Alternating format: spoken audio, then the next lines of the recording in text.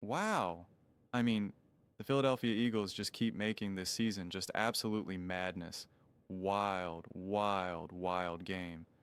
For the Philadelphia Eagles, this was definitely the tale of two halves. Um, and this game was way closer than it had any business being. Um, but still, all in all, a great game. Um, I mean, I think the first half, Kevin Patullo and this offense looked smart. They were innovative. There was a rhythm to the play calling. There was, some creativity, innovation, like all stuff where you're like, oh gosh, this OC is about to be awesome. I'm like, he was just kind of, getting grounded for those first few weeks. And then we saw the old Kevin Patullo in the second half where everything then just became so predictable. Nobody's open. You're just leaving Jalen Hurts on an island just to try to make plays all by himself. And then when in these got to have it, got to throw moments, it's just like, blanket coverage over these receivers. Um, and it's something that the Philadelphia Eagles have to figure out. It's absolutely something that the Philadelphia Eagles have to figure out. Um, but still, all in all, a great win. And I thought it was so perfect. And I have a clip. I'm not going to play it here now. I'll play it tomorrow.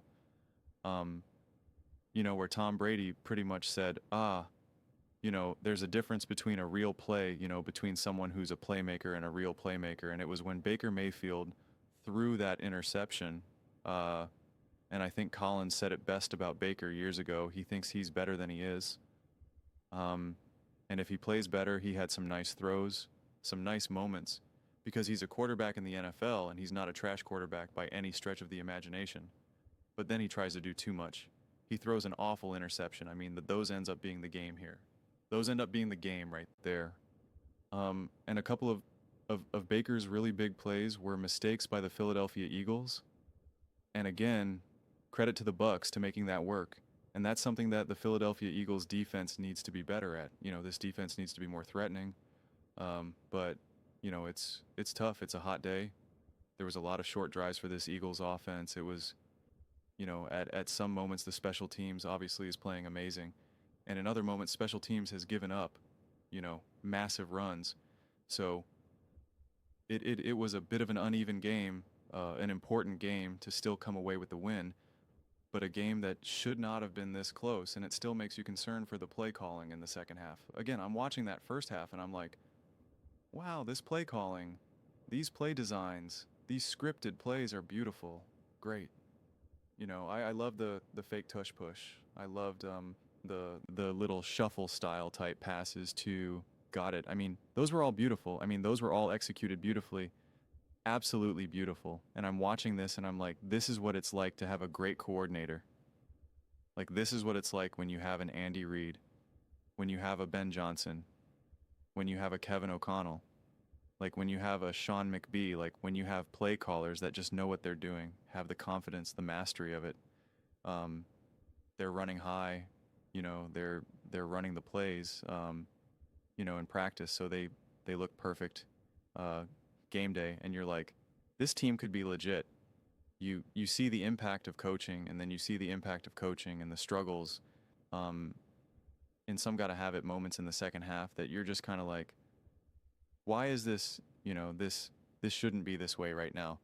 The predictability. I mean, we're all sitting at home watching this game and saying, I bet you they're going to hand the ball off to Saquon, and they hand the ball off to Squan like, oh, Saquon just can't get anything going, and it's like you think like because there's just it becomes too predictable, and it's something that the Eagles have to figure out because what the problem is that there's such a predictability now where it's Saquon struggles to to get a good gain in that on the first down, and then you're kind of forced at like a third and long or now a second and long, like they're going to throw it here and it just doesn't go anywhere, and then they try to, I don't know if they try to catch people off guard or if they just want to be conservative when there are some of these more like third and longs, like 10 plus yards where they just hand the ball off, which I'm not even 100% opposed to.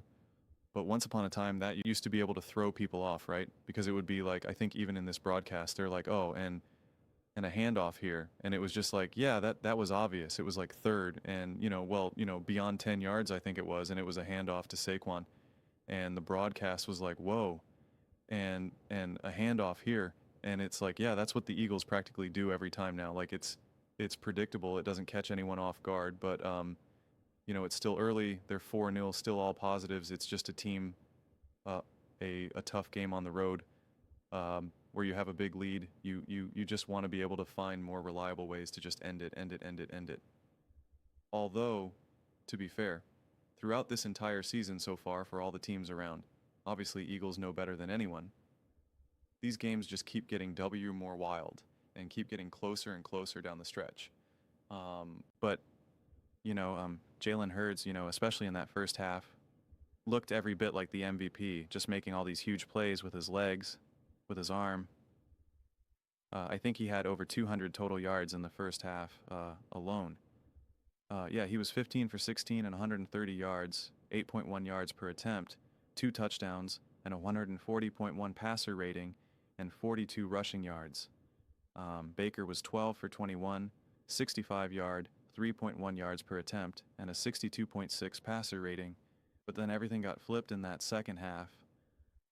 A few miscommunications or disruptions on defense, give up some big plays, boost the numbers, and then Hurts again could not really get as much momentum going in that second half. And so this is really the definition of a tale of two halves.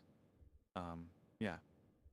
But I mean, I think the best thing about this Eagles team though right now is you can see that they have true Super Bowl pedigree, true championship pedigree. They know how to get it done. They know these moments. They've been here now so many times. They've won. They've won the Super Bowl. Jalen Hurts is a Super Bowl MVP. Saquon, AJ, Devontae, Jordan, Mulata, Fangio, Sirianni, like they've all been there now. They have the experience. They understand that these games can get weird. They understand that in games that they should have, be able to put away earlier, that now they didn't. They understand that they got to still come up with a huge play, the huge sack on Baker Mayfield on the final drive to now make it 3rd and forever, which now makes it 4th and 10, right? Like it's all of those little things that really add up, I was watching the Atlanta Falcons game as well, and I don't know who it was because I'm watching this game, and I watched the Falcons game on a smaller screen, so I don't know who it was, but there was like a muff punt, and the Falcons player, it was a muff punt for the Commanders, goes through his arms or whatever, and the Falcons player is just not ready. He's not ready to like actually just dive and make a play. He's like a full second too late. And coaches always will yell at you and say, look alive out there. Get ready to make a big play. Get ready to make a big play. And coaches oftentimes say, it's coming to you. It's coming to you. Like just, you always got to be ready for that moment. And in that moment, they weren't. And that could be the difference between winning and losing. The Eagles in these got to have it moments, in these intense moments, they didn't waver. And that's where a bizarrely weird close-ish game, you come away with the win here, right? You come away with the win here because you're ready, because you're opportunistic. You got to see the offense be better. I want to see the offense be better. The Philadelphia Eagles need the offense to be better. And to me, it's just very clear play calling. I really encourage you guys all, because I know, you're not out here able to watch all these games. At the very least, just watch the highlights, the extended highlights of all the other games, and you can see such a huge spectrum of play calling. Just look at this game. Just watch the highlights here. Look at the difference between the first half and the second half. There was such a rhythm and unpredictability to this first half offense play calling that just completely went out the door in the second half. And there's no fundamental reason for that. There's really no strong reason for that. So it's something that as this season goes on, they need to find a way to lock that down. But the fact that they're still coming away with these wins is so crucial, so important. The Commanders just lost. I'm filming this. I think the Giants might have ended up winning. I'm not sure. But they obviously have a big commanding lead now, 40 in the division. Really, really important win just to kind of keep stretching that lead and ultimately put yourself in a position now I think that the Bucks were the only other undefeated team at that point in the NFC, and so now the Eagles should have the number one seed um, by at least by a game, if not still tied. Then I think they're undefeated. I think they're the only undefeated team. I could be wrong, but oh no, the 49ers, and this is obviously before the 49ers are playing right now, so we'll see. Um, but still, big win, big moment, and man, it's I don't know if it's always sunny in Philadelphia, but it's always interesting in Philadelphia, that's for sure. But those are just my thoughts. I'd absolutely love to hear yours. What do you guys all think about the Philadelphia Eagles' big win, 31 to 25? Let me know in the comments below. I read every single comment, so whether you agree with me or disagree with me, either way, let's get in some discussions. Let's get in some fights, but ultimately, let's just have some fun. And please do consider subscribing. We are building an amazing community here, and absolutely love to see you part of it. I want to build something that we all genuinely feel connected to, something that we're really excited to be part of. I think we're well on our way to doing it. And please don't forget to give this video a thumbs up, as it really does help with the visibility and the algorithm. Thank you so much. See you next time.